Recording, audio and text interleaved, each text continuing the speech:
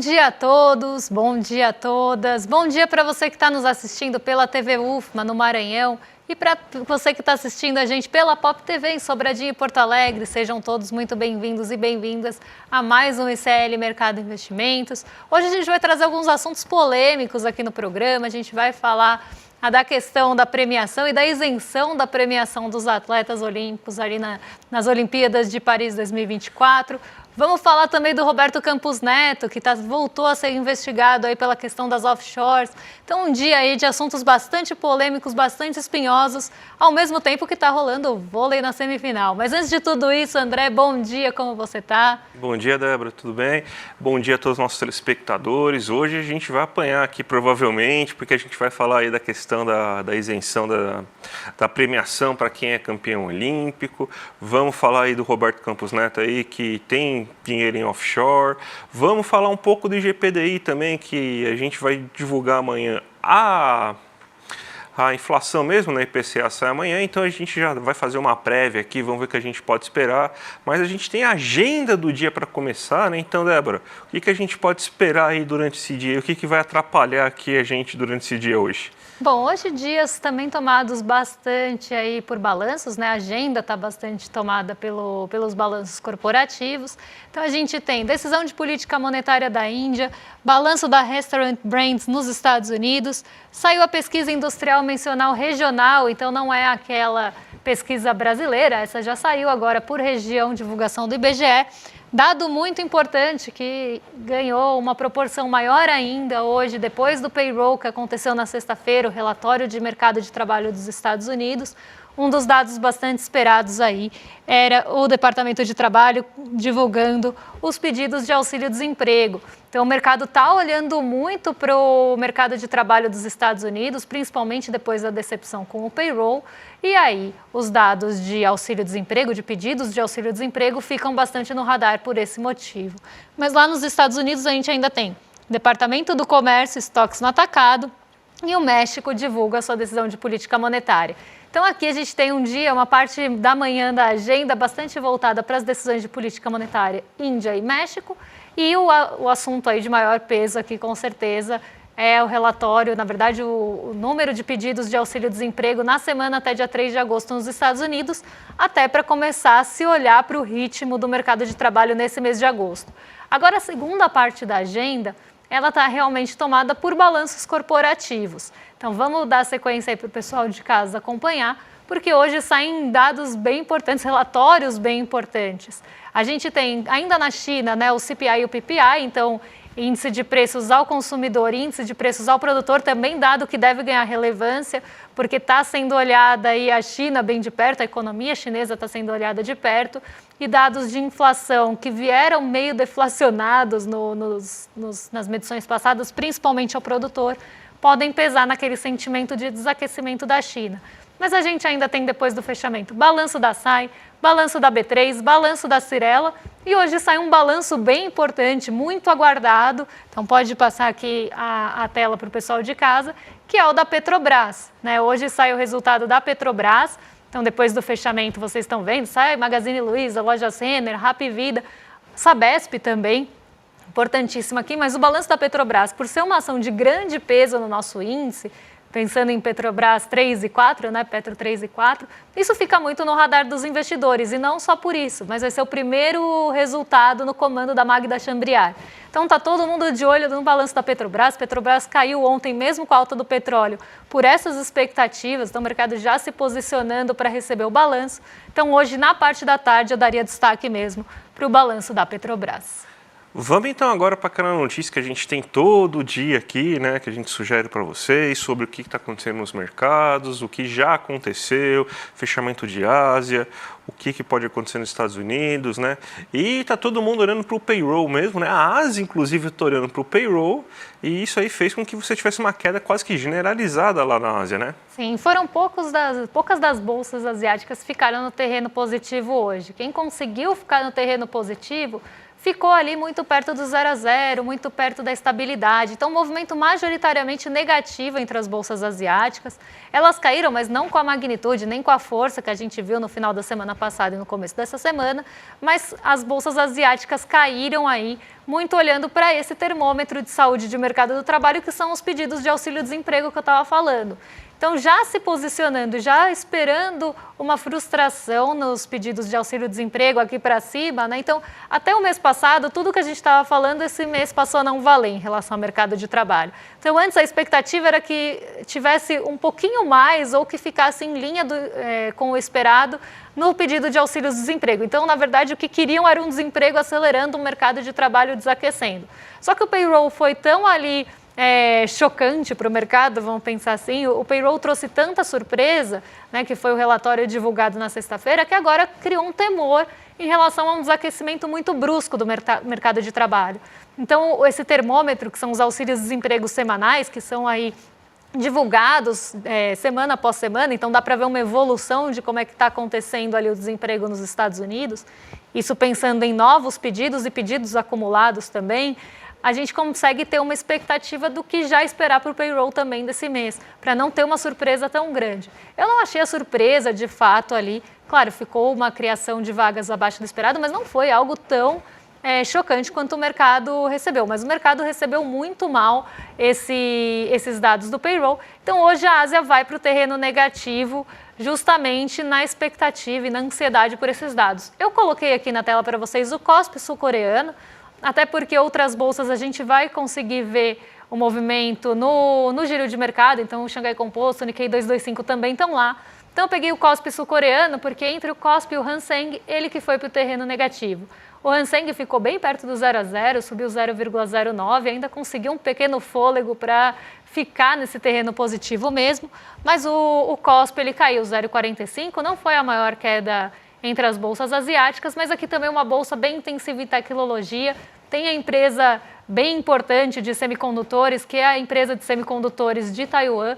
Então aqui o Hang Seng na tela para vocês, mas a gente já vai passar pelas outras bolsas daqui a pouquinho. Agora a gente vem para o Brasil para falar de GPDI, né? Exatamente, o GPDI teve uma certa aceleração aí nesse mês, né? Tem a notícia aqui para mostrar aqui que subiu 0,83%, 0,83% em julho, né? Mas o mais importante é a gente ver ele aí decomposto, né? Porque a gente teve aí o IPC, né? Que é o mais importante deles para a gente falar na questão aí da questão da comparação com o IPCA, ele teve alta, a alta muito represada principalmente em combustíveis e também em bens de lazer, recreação, mas a queda nos alimentos aí voltou a aparecer. A gente tem inclusive o gráfico aqui para mostrar para vocês de uma forma um pouco mais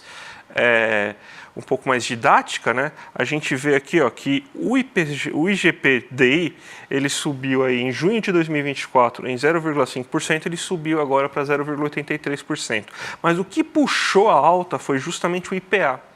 O IPA, que é o índice de preço ao produtor, ele está com algumas altas alimentícias ainda, né? Leite está um pouco caro ainda, mas ele basicamente foi puxado por commodities, né? Minério de ferro cresceu bastante aí, outras commodities também cresceram muito, então você teve o preço das commodities afetando bastante o IPA nesse momento e foi o que puxou para cima de fato. O IPC é o mais importante para a gente ver, que eu já estou falando, ele também teve uma aceleração, ele saiu de 0,22 agora para 0,54, ele cresceu bastante e cresceu muito voltado em atividades de lazer e em combustíveis. Você teve aumento de mais de 20% da passagem aérea novamente. A Petrobras, ela anunciou inclusive um aumento aí no preço do querosene de avião. Isso aí com certeza encareceu aí o custo das passagens aéreas. Mas o mais importante é que você teve uma queda de quase mais de 1%, né? Quase mais de 1%, 1,06% no preço dos alimentos, né? Uma queda generalizada caindo de novo.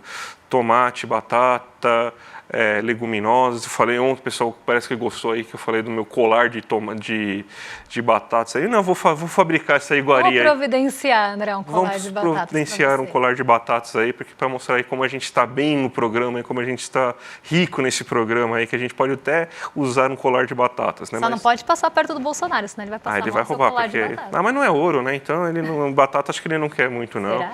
Acho que sei lá. Mas a gente tem, então, essa queda muito importante no preço dos alimentos. Então, isso aí que é o grande detalhe aí para a gente, né? Porque os alimentos, eles afetam muito mais as pessoas com menor renda. A gente está vendo aqui o peso da inflação desse ano está mais pesado para as pessoas com renda mais baixa do que para a renda mais alta. E a gente vai ter, pelo menos aí, pelo que tudo indica, a gente acabou de ver a cesta básica ontem, a gente está vendo o IGPDI hoje, então tudo indica que a gente vai ter finalmente aí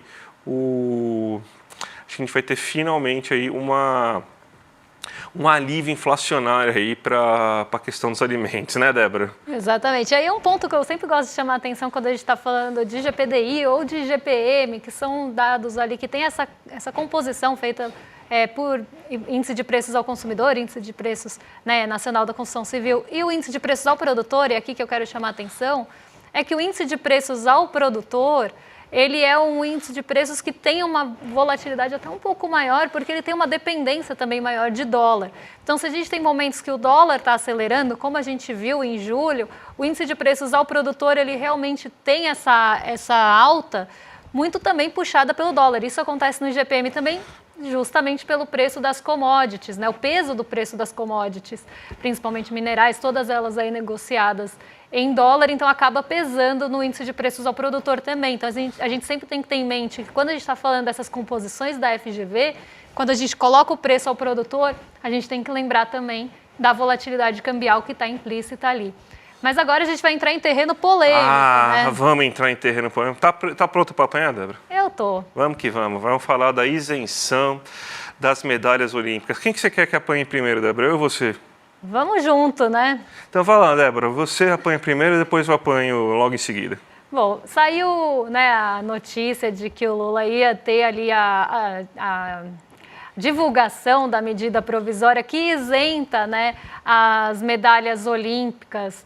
Na verdade, não são as medalhas. Vamos começar por aí. Então, vamos começar explicando tintim por tintim e a gente debate. Vocês podem até deixar no chat se vocês concordam com essa isenção ou não, o que vocês acham de tudo isso. Mas as medalhas, elas nunca tiveram em questão, tá, gente? Então, quando o atleta lá recebe da Comissão Olímpica Internacional suas medalhas e traz para o Brasil, ele não está trazendo celular que ele comprou no exterior e tem toda aquela questão alfandegária. Não. Isso já pela Receita já era dado que troféu, medalha, esse tipo de item que é trazido por premiação, isso não está em questão de tributação. Então, isso já não era tributado, nunca foi, já tem essa isenção há bastante tempo. Então, não era essa questão, mas isso começou a crescer nas redes sociais, até com essa narrativa de que as medalhas iam ser tributadas. O que é tributado de fato, ou era tributado de fato aqui? Né? O que era tributado era o prêmio que os atletas recebem em dinheiro pela Comissão Brasileira Olímpica, né? Comissão Olímpica Brasileira, na verdade. Esse prêmio em dinheiro, que é vamos pensar, bonificação, né? É uma bonificação que você recebe como rendimento. Então, é de uma vez só, talvez por isso que choque, né? Mas é um rendimento que a pessoa tem. Então, o que incide sobre esse rendimento? Imposto sobre a renda, imposto de renda, IRPF, aquele que todo mundo paga, né? Aquele que todo mundo declara. Então, isso é imposto sobre o rendimento. Então, a gente fez até uma arte aqui que mostra quanto é o prêmio e aí quanto incide de imposto, né? Então, até se quiserem colocar aí na tela para o pessoal de casa acompanhar, a gente tem aí, né, o imposto de 27,5% que incide. Se a pessoa levar o ouro 700 mil, ela vai ganhar 350 mil no individual. E se for um grupo de 2 a 6 atletas, 700 mil, aí isso é dividido entre os atletas. 210 mil na prata e 400 mil se for um grupo. E 140 mil no bronze e 280 mil se for um grupo. Então, divide aí, cada um declararia a sua parte. Acontece que isso gerou uma comoção, porque eu acredito até num ataque mesmo, a gente está num momento de reforma tributária sendo discutida, teve todo aquele movimento de memes que a gente conversou aqui já, inclusive, sobre isso, aquele movimento de memes para colocar o Haddad como taxade em um momento bem oportuno, né, de reforma tributária, e aí esse movimento começa a acontecer de novo nas redes sociais, de uma forma bastante estranha, porque vários daqueles portais de redes sociais começaram a postar ao mesmo tempo.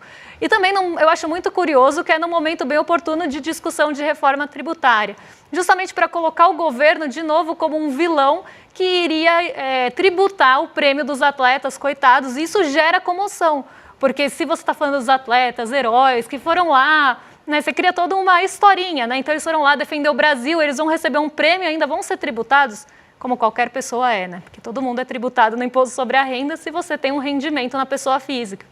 E aí, isso gerou uma comoção, teve um movimento ali, uma enxurrada de tweets, né, nas redes sociais, posts mesmo em redes sociais nesse sentido. Eu vi vários, e olha que eu nem sou tão ativa assim no Twitter, mas eu vi vários desses posts falando que os atletas iam pagar imposto de renda, só que aqui tem uma questão, eles sempre pagaram imposto de renda. Desde que o imposto sobre a renda existe, você paga imposto sobre os rendimentos. Só que isso só veio à tona agora. Por isso que eu acho muito curioso isso vir à tona agora, no momento que já se teve um desgaste ali do governo em relação ao taxar de tudo essas coisas, e agora tem esse novo desgaste em relação a, nossa, mas o governo vai morder 27,5% dos atletas olímpicos. Até hoje de manhã o Guilherme Amado colocou aí uma aspas, né? Porque aí o governo quis voltar atrás, falou, não, então vamos fazer uma medida provisória para isentar esses atletas. E aí até pego essas aspas do Guilherme Amado, que é um absurdo o atleta se arrebentar lá, chegar aqui e ter 27,5% do seu prêmio mordido. As empresas mandam lucros e dividendos aos montes e não tem isso. E aí eu queria dividir essa fala do Lula em 2 pontos aqui, né, se essa fala for realmente atribuída ao Lula, eu quero destrinchar ela em 2 pontos e pegar, primeiro, né, vários brasileiros se arrebentam no dia a dia para ter uma renda e são mordidos em 27,5% ou em outras alíquotas de imposto de renda. Isso é fato, todo mundo paga. Agora, a questão de tributar dividendos ou outros lucros está em outra esfera de discussão, tem que tributar também. Então, não é uma questão de, então é uma falsa, parece que cria uma falsa isonomia também, um falso equilíbrio. Aliás, se não, um é isento, então vou isentar o outro. Não, tem que cobrar o imposto de renda, como todo mundo que recebe rendimentos na pessoa física paga, e tinha que tributar também esses outros dividendos e lucros, e tem que tributar também as grandes fortunas.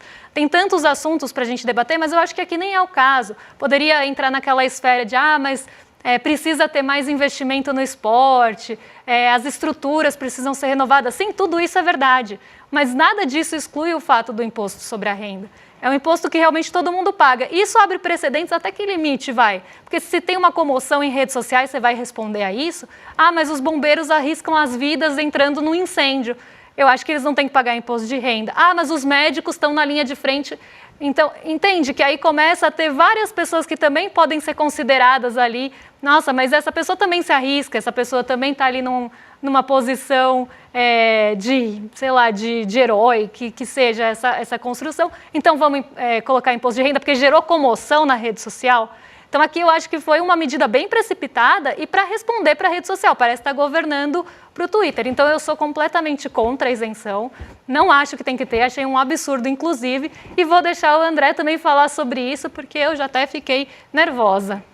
Não, a gente basicamente está cedendo aí a extrema-direita aí que pautou esse movimento aí só para gerar comoção no Twitter, no Instagram, nas redes sociais, e a gente mordeu a isca, né? O Lula mordeu a isca e, basicamente isso. A gente acabou de tomar uma medida para tentar ganhar popularidade em rede social. Não faz o menor sentido. É um prêmio, primeiro que o prêmio é grande, R$350 mil. Se você ganhar R$350 mil de qualquer fonte, seja dos seus investimentos em carteira, ações ou título público, seja aí de uma herança que você recebeu, qualquer rendimento que você receber aí, você em 350 mil, você vai ser cobrado. E é mais do que justo você ser cobrado. Todo país do mundo cobra imposto de renda, aliás. a cada vez mais se cobra menos sobre consumo, porque o consumo é justamente aquele imposto que afeta os mais pobres, e se cobra mais sobre renda e propriedade. E aí vai lá para tentar ganhar like em rede social, alegando, eles são atletas, são heróis olímpicos, e vai lá e toma essa medida aí, que é basicamente uma medida aí para lacrar. Vamos falar o certo? Vamos? É para tentar lacrar, para tentar surfar e ganhar um pouco de popularidade. Agora o assunto vai acabar morrendo, vai começar a tomar porrada de pessoas aí de outro lado que vai falar que é um absurdo você ter isenção, porque agora vai ter que dar isenção para policial, ele se arrisca para médico, para bombeiro, para professor, para todo mundo. Porque todo mundo agora vai querer cobrar a sua parte nisso aí, porque todo mundo se ferra, todo mundo rala, todo mundo pega ônibus, todo mundo tem problema e só porque está representando o Brasil, e nos outros esportes, e nas outras modalidades, aí vai também isentar o prêmio, por exemplo, o time que foi jogar o Mundial de Clubes, lá foi representar o Brasil, então vai ter isenção de imposto. Vai isentar o Neymar aí também dos seus tributos aí, porque ele foi representar o Brasil numa Copa do Mundo, jogador de futebol e ganha salários milionários. Não é assim que funciona, gente. Todo mundo aí que tem renda tem que ter o imposto de renda cobrado. Pode ser quem for, não tem jeito. Mas é aquela coisa, né? Foi lá, caiu no bait e se perdeu. Infelizmente, a gente tem que, por mais que eu seja que é polêmico, por mais que eu seja que todo mundo está feliz com a Rebeca, está todo mundo feliz com a Bia, está todo mundo feliz aí com a Tatiana Weston Webb, está todo mundo feliz com a Medina, mas eles têm que ser cobrados aí dos seus impostos aí, porque é renda do trabalho deles. E renda é tributada. O trabalho deles é ser esportista, que legal, mas mesmo assim você tem que cobrar, porque todo mundo tem que ser cobrado. A isonomia que se chama isso, Débora. Exatamente. E aí eu chamo um ponto aí que até se a gente tem que pensar, tem atletas que não são olímpicos, que concorrem, né, e competem em outras modalidades, que podem ter também premiações em dinheiro, mas não é uma Olimpíada. Né, porque aí a MP ela é bem voltada para atletas olímpicos e paralímpicos, né? Então a gente tem que pensar, e os outros atletas que não são olímpicos, que ganham prêmios em dinheiro, prêmios muitas vezes infinitamente menores do que 350 mil, 210 mil, 140 mil, e que pagaram imposto de renda e vão continuar pagando imposto sobre essa renda. Então, assim, fere completamente a isonomia. Porque aí também é imposto sobre a renda de outras categorias que também estão fora do esporte. Mas se a gente for pensar no esporte, também tem todos esses outros atletas. Então aqui eu acho que foi realmente para responder essa comoção, para responder essa emoção bem orquestrada, eu diria, das redes sociais. Mas vamos para outra polêmica agora, né? Acho que não vai dar nem tempo, a gente vai ter que deixar a polêmica para amanhã. Então a gente divide um pouquinho. Hoje a gente apanha, mas a gente ganha aplauso lá, porque a gente ia falar mal do Campos Neto, né? A gente fala amanhã mal do Campos Neto e a Débora vai lá e faz a abertura de mercado dela hoje. Vamos colocar aqui na tela, porque hoje a nossa bolsa voltou a subir na esteira de Nova York, que inclusive estava negativa antes da abertura no pré-mercado.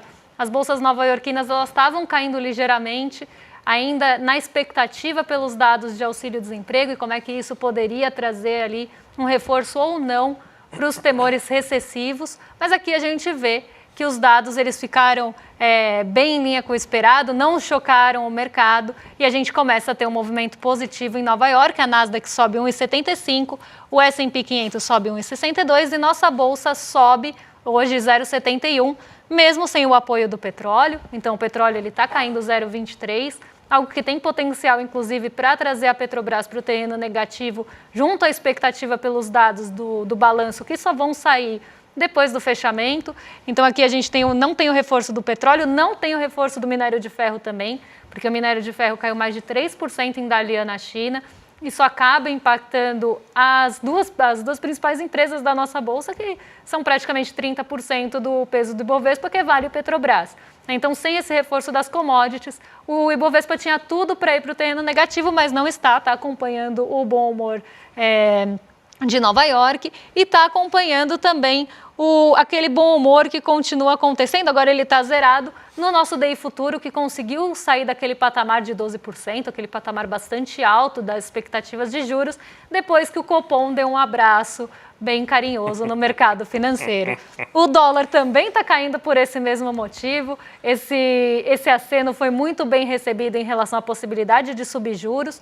Os juros reagiram a isso, até subiram alguns dias, mas depois passaram a recuar, justamente porque o Copom falou que o mercado queria ouvir. E a gente vê que esse movimento vem do nosso cenário doméstico porque o dólar frente aos pares continua subindo e porque a gente tem um dia de alta das treasuries, que poderiam pressionar o dólar, mas o dólar continua em queda, continua arrefecendo, muito por essa expectativa do mercado dessa possibilidade de juros, e realmente o aceno foi muito bem recebido, como a gente explicou ontem. Então, hoje um dia mais de recuperação e mais de respiro entre os mercados. Débora, vamos para Cuba agora então, porque dia 13 aí, o Eduardo foi para Cuba, manda tanta gente ir para Cuba aí toda hora aí, e finalmente a gente foi lá e gravou um documentário, né? Vai para Cuba, Eduardo, dia 13 aí vai ser a grande estreia para todo o público, 5 dias, gente. Na terça-feira, às 8 horas da noite aí, com muitos nomes. Você tem o próprio presidente aí de Cuba.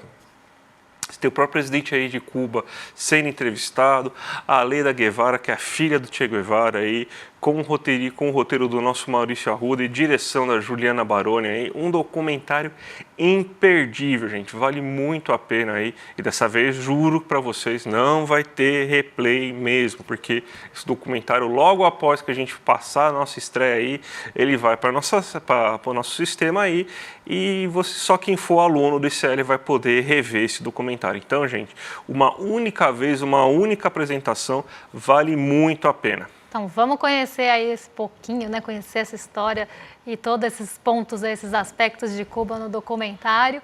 E agora vocês ficam com o Rolê ICL na sequência, com o William De Luca e o Guga Noblar. Vocês estão em excelente companhia e a gente volta amanhã. E amanhã é dia de contar para vocês o que está pesando ou não no bolso. Dia de inflação.